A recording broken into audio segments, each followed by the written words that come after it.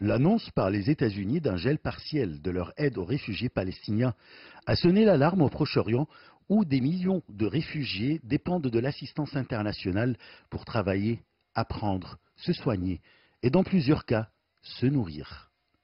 L'UNRWA, l'agence de secours de l'ONU pour ces réfugiés de Palestine, a déclaré faire face à sa plus grave crise financière depuis sa création il y a près de 70 ans. C'est un mandat qui nous a été donné par l'Assemblée générale des Nations unies. Donc en fond, ce sont les États membres des Nations unies qui ont la première responsabilité de nous fournir le soutien nécessaire. Nous dépensons environ 1,3 milliard de dollars par an.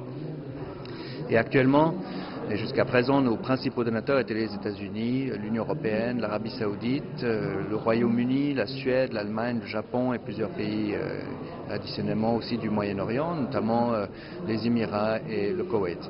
Et à l'heure actuelle, nous faisons face à une crise financière sans précédent puisque les États-Unis viennent de décider une réduction de leur contribution, ce qui est une situation dramatique pour nous.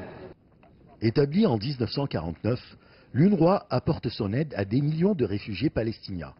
Des réfugiés qui sont les survivants ou les descendants des Palestiniens jetés dans les rues lors de la première guerre israélo-arabe en 1948.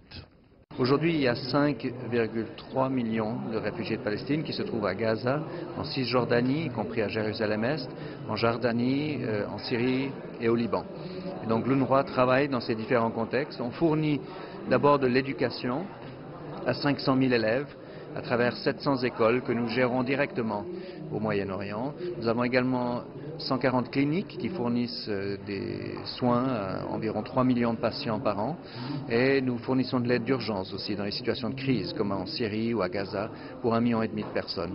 L'UNRWA appelle à l'aide les pays du monde afin de compenser les quelques 65 millions de dollars gelés par les États-Unis. Une somme qui contribue à l'accès de 525 000 garçons et filles à 700 écoles de l'UNRWA.